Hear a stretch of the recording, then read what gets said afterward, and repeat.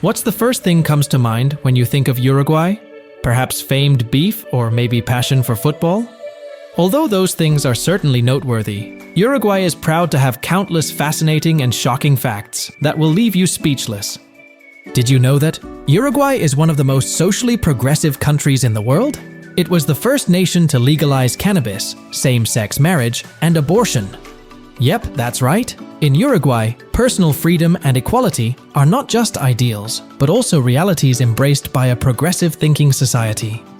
And if you're a culture enthusiast, Uruguay will surely enchant you with its rich artistic heritage. From tango dance to candombe, the rhythms of Uruguay will have you dancing in the streets, or cowboys with a wild beauty. A mysterious country in South America, famous for its captivating natural scenery, where there are beautiful beaches like paintings, colonial streets that have existed for centuries, and vast grasslands. I am Honey Badger. Let me tell you some strange and shocking facts about this country. The things that you can't believe still exist in this world. If you have any other interesting information about this country, share in the comments section and consider subscribe to help the channel grow. Now, let's go to Uruguay. Uruguay, officially known as the Eastern Republic of Uruguay, is a country located on the southeastern coast of South America, is the only South American nation entirely situated south of the equator. This country is bordered by the Atlantic Ocean to the south, with a coastline of over 660 kilometers, and has a total land area of 176,215 square kilometers. In history, the territory of Uruguay was inhabited by the indigenous people known as the Charruas, who mainly lived by hunting, gathering, and fishing. However, when the Spanish arrived on the coast of this region in 1516, it completely changed the historical course of the area. For many centuries thereafter, this land became a battleground for territorial disputes between Spain, Portugal, and England. Until 1811, the Spanish colonial government was defeated by a rebellion led by the revolutionary José Gervasio Artigas, who became a national hero and known as the father of the Uruguayan nation. However, shortly after, in 1816, a force of 10,000 Portuguese troops from Brazil invaded Uruguay. It wasn't until 1828 that they achieved independence and established the Eastern Republic of Uruguay in 1830. In the same year, the first constitution of this country was also enacted.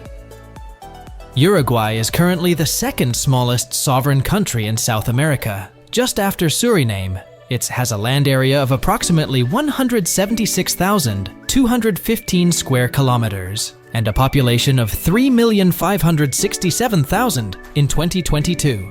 Therefore, it's also a country with a low population density, with only about 20 people per 1 square kilometers. The majority of Uruguay's population is white people of European descent, accounting for 87.7% of the total population of the country. Most of them originate from Spain, a few from Italy, Ireland, Lithuania, England, Germany, Austria, Greece, and the Netherlands. Black people of African descent make up 4.6% of the population, mainly originating from enslaved ancestors. Next are the indigenous ethnic groups, accounting for 2.4% of the population, including the Charruas, Chana, and Guaraníes. In addition, Uruguay also has small ethnic groups from Asian countries, such as China, Japan, Azerbaijan, Lebanon, Armenia, and some other unidentified ethnic groups. The main language of the country is Castilian Rio Plata and the sign language of Uruguay. Uruguay doesn't have an official religion, with about 44.5% of the population not following any religion, while Roman Catholicism is the largest religion, accounting for 44.8% of the population, followed by Protestantism with 9.5% of the population, and the rest belong to other religions. In a world where political power often accompanies opulence and extravagance, there exists a remarkable exception, the story of José Mujica. He is considered the poorest president in the world. He was the 40th president of Uruguay from 2010 to 2015 and is considered the simplest president in the world. Every morning, he drives to the office in an old Volkswagen Beetle 1980. He also refused to live in the luxurious presidential palace with 42 servants and moved to live with his wife on the family farm. While in office, former President Jose Mujica donated 90% of his total salary, about $12,000 a month, to charity activities to help the poor and homeless. Even after retirement, he didn't want to receive any pension or government assistance. Perhaps due to his difficult background, having been tortured and imprisoned for 14 years under a military dictatorship, he understands the true value of life is not in material possessions, but in freedom and spiritual comfort. If you have an interest in cowboy culture, you should venture into the interior of Uruguay by road. In fact, this country is known as the land of legendary cowboys, called gaucho, who are often referred to as the cowboys of South America. They are the masters of horses in this land. They live along forests and wetlands, have a simple life, removed from the complexities of modernity. The country's predominantly flat terrain has allowed them to carry on their ancestral skills and culture. If you venture into the heartlands of Uruguay, you might encounter these cowboys riding horses, and even have the chance to experience their ranch lives as their guests. They mainly speak Spanish. However, in regions close to the border with Brazil, you might also encounter Portuguese speakers. When you arrive in this country, your main challenge will surely be related to language. Especially among the middle-aged and older people, speaking anything other than Spanish or Portuguese is quite rare. This means that outside of the capital, you might not receive responses in English to your questions. If you are a fan of football, then you are probably familiar with the names Luis Suarez and Edison Cavani, two famous players from Uruguay who often feature in the national team lineup. The men's football team of Uruguay has a top record in the South American region, along with Brazil and Argentina. They have won the Copa America 15 times, won the World Cup twice, and Olympic Games twice. But few people know that the Estadio Centenario Stadium in the capital Montevideo is the first historic site of world football. It was recognized by FIFA in 1983 after winning 2 Olympic gold medals in 1924 and 1928. Uruguay was chosen to host the first World Cup in 1930. To serve this event, Estadio Centenario Stadium construction began in 1929, with immigrant workers as the main workforce. This historically significant project was completed in a record time of 9 months. It has a capacity of up to 60,235 people, making it the largest stadium in Uruguay and one of the 15 largest stadiums in the Americas. In the final match of the World Cup 1930, Estadio Centenario Stadium was filled with 68,346 spectators. They sat crowded together and filled the stands to witness the moment when the Uruguay national team defeated neighboring Argentina with a score of 4-2. Uruguay became the first country to win the World Cup. Currently, Uruguay is planning to spend hundreds of millions of dollars to upgrade the Estadio Centenario Stadium, preparation for World Cup 2030. This will be a historic tournament, marking 100 years of the World Cup, and expected to be held in this country. In this place, there still exists a special village without electricity and water. Capo Polonio is a small village, with about over 100 inhabitants. It's located on a sandy strip, reaching out to the Atlantic Ocean in southeastern Uruguay. Due to being separated by large sand dunes, so Capo Polonio is isolated and separated from other neighboring areas.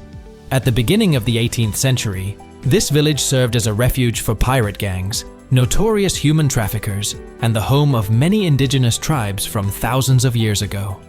Nowadays, although it's only about 7 kilometers from the main coastal road, but there is no direct road lead to this village. The only way to get to Capo Polonio is by walking or using specialized trucks to traverse the sand strips. The special thing is that no household in Capo Polonio has electricity and water. Only a few businesses use electricity from solar panels, generators, and wind energy to light up and serve production activities. The people here often dig wells or store rainwater to obtain clean water for daily use. The only place has electricity here is the village's lighthouse. Despite poor conditions, Capo Polonio remains a tourist attraction. The most attractive destination of this village is the beach, with very clean and pristine blue water. It's also one of the largest sea lion reserves in the South American region. You can easily observe them from the top of the lighthouse. In particular, if you visit Capo Polonio in October every year, you will have the opportunity to admire the giant whales swimming under the clear blue waters of the ocean. In the late afternoons, riding on horseback and along the coastline, we will see boats filled with fish and shrimp of the fishing villages.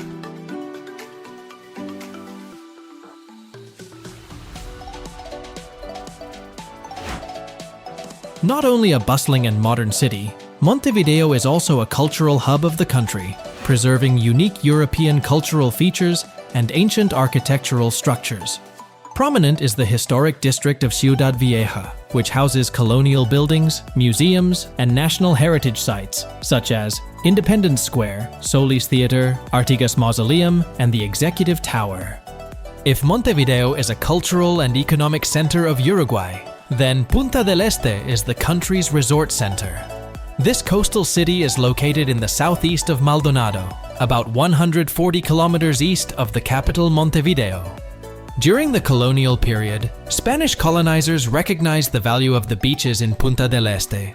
They invested in infrastructure to develop trade in the area. Over time, the city became a familiar resort destination for the upper class of Uruguay. After over 3 centuries of development, Punta del Este is now not only a national commercial center, but also a hotspot attracting tourists, known as the Gem of the Atlantic Ocean. The city is famous for its pristine beaches, marinas, and vibrant nightlife entertainment. If you want to chill and relax, head to Playa Mansa Beach, where there is calm water, tranquil scenery, and cool breezes.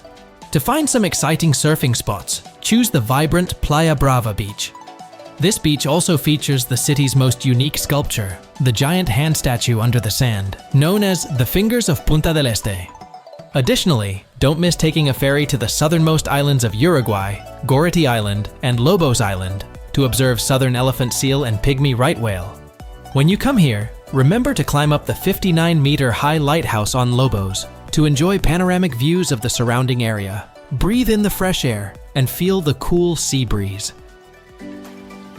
Those are interesting facts that I know about Uruguay, a place with many beautiful scenes, but also extremely delicate. Famous for its stability and progress, where values of fairness, freedom, and progress are preserved and promoted. If you have any other interesting information about this country, share it in the comments section and consider subscribe to help the channel grow. Now, goodbye and see you later in the next sections.